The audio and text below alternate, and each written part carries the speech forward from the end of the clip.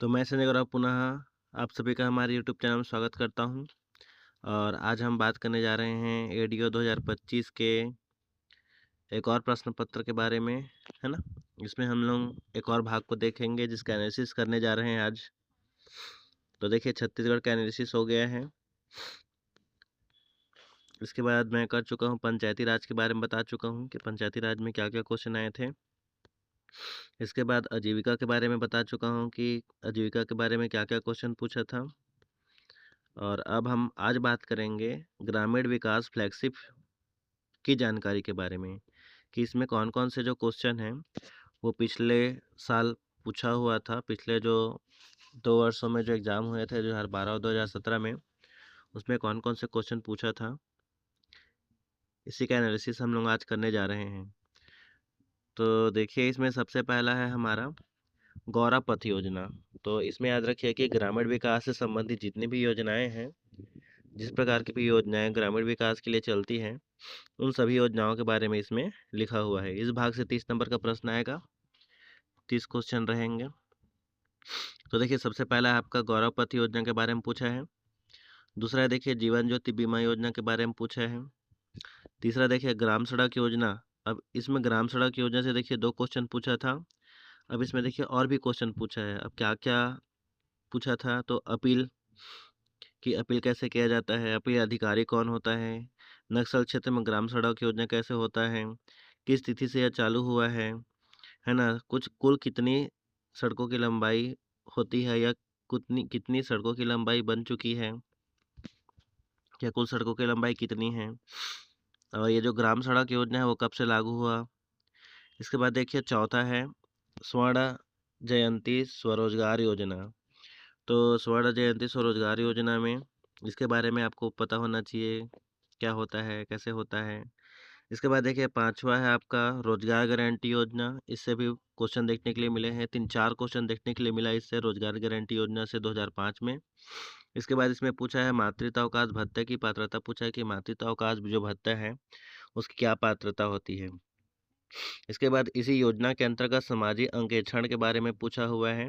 इससे भी 4-5 प्रश्न पूछा हुआ है। तो ये दोनों टॉपिक को तो अच्छे से कर ही लेना है। सामाजिक अंकेक्षण में देखिए तैयारी तैयारी कैसे की जाती है, क्या क्या अधिकार होता है ना, अवधि कितनी होती है, इसकी अध्यक्षता कौन करता है ना, उद्गम कहाँ से हुआ है, इस प्रकार से।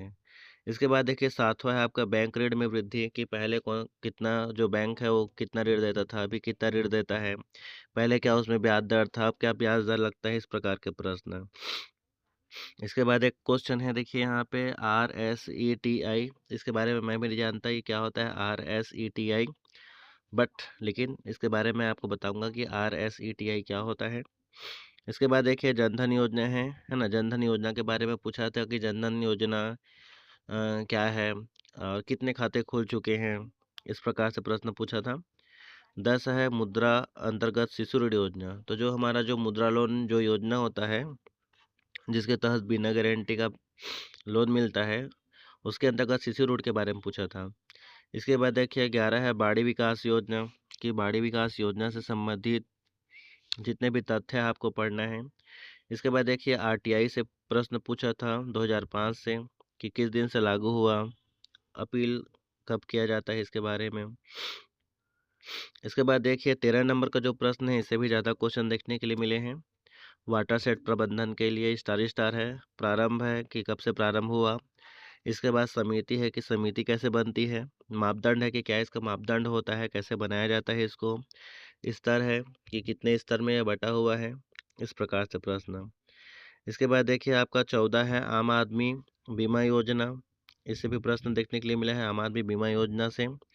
तो आम आदमी बीमा योजना की पात्रता क्या है, किस प्रकार से, ठीक है, पात्रता क्या है, योजना के अंदर क्या क्या है, ये चीज़। इसके बाद स्व सहायता समूह के बारे में भी इसमें प्रश्न देखने के लिए मिला, है ना, कि स्व सहायता समूह क्या होता है। तो देखिए स्व सहायता समूह को तो सभी में लगभग लगभग एक क्वेश्चन तो दिया ही है, तो इसको तो कर ही लेना है। स्व सहायता समूह क्या है, स्व सहायता समूह के अंतर्गत पराक्रम निधि क्या है, इसमें निवेश कोष का क्या योगदान है, इस प्रकार के। इसके बाद देखिए 16 है आपका इंदिरा आवास योजना के बारे में पूछा है, कि इंदिरा आवास योजना क्या होता है, पात्रता क्या है, शर्तें क्या है, ये पूछ सकता है। इसके बाद इसमें राज्य का अंश क्या होता है, कितना परसेंट राज्य का अंशदान होता है, ये हो गया। इसके बाद देखिए 17 है आपका मनरेगा के बारे में पूछा है, मनरेगा के बारे में कि बेरोजगारी भत्ता क्या होता है, उसमें धारा कौन से धारा के अंतर्गत आता है, रोजगार के कितने दिन होते हैं, क्या क्या क्षेत्र हैं इसके, किन किन जिलों में लागू किया गया था, जवाबदेह कौन होता है इसके बारे में, मनरेगा के बारे में, इस प्रकार के। इसके बाद देखिए 18 है राष्ट्रीय ग्रामीण आजीविका मिशन। तो इसके बारे में पूछा है कि राष्ट्रीय ग्रामीण आजीविका मिशन क्या है, यहाँ पे कितना अंशदान दिया जाता है, इसके अन्य नाम और क्या हैं, इस प्रकार के। इस बार देखिए 19 नंबर में है प्रधानमंत्री आवास योजना के अंतर्गत शौचालय पूछा है। प्रधानमंत्री आवास योजना के अंतर्गत शौचालय निर्माण कितना करवाया जाता है या क्या सहायता राशि दी जाती है, इस प्रकार से। इसके बाद देखिए 20 है आपका जल ग्रहण प्रबंधन कार्यक्रम, कि जल ग्रहण प्रबंधन कार्यक्रम क्या है, किस प्रकार का है। इसके बाद इसके क्षेत्र के बारे में पूछा है कि कौन कौन सा क्षेत्र है ना, क्या औपचारिक क्षेत्र है, कितना औपचारिक क्षेत्र में फैला है। इसके बाद इस समिति का गठन कौन करता है। अगला है देखिए 21वें नंबर का है अंत्योदय कार्यक्रम के बारे में पूछा है आपका, जो हम लोगों को जो चावल जो मिलता है हम लोगों को, उसके बारे में पूछा है, उद्देश्य क्या क्या है इसके बारे में है। इसके बाद देखिए एकीकृत जल ग्रहण प्रबंधन कार्यक्रम कोष, इसमें एकीकृत जल ग्रहण प्रबंधन के बारे में पूछा है कि क्या क्या कार्यक्रम कोष था। इसके बाद मैक्रो शेड जो होता है उसका क्षेत्रफल क्या होता है। इसके बाद देखिए 23वां हमको पूछा है यहाँ पे नाबार्ड द्वारा ऋण, की नाबार्ड जो है वो कितना ऋण देता है, नाबार्ड के द्वारा कौन कौन सी योजनाएं चलाई जा रही हैं। इसके बाद देखिए ग्रामीण विकास बैंक की स्थापना है, कि कौन कौन से जो ग्रामीण विकास बैंक की स्थापना की गई थी, कब की गई थी, क्या के लिए की गई थी, क्या क्या योगदान है उसका ग्रामीण विकास के क्षेत्र में। इसके बाद बैंक संबंधी प्रश्न तो आपको 102 प्रश्न तो देखने के लिए मिलेगा ही, जो बैंक से संबंधित होगा। इसके बाद देखिए लास्ट है आपका योजनाओं के उद्देश्य, की जो योजनाएं जो बनाई जाती है ग्रामीण के लिए उसका उद्देश्य क्या होता है, किस उद्देश्य को ध्यान में रख करके उन योजनाओं को क्या किया जाता है, बनाया जाता है, इस प्रकार के प्रश्न हैं।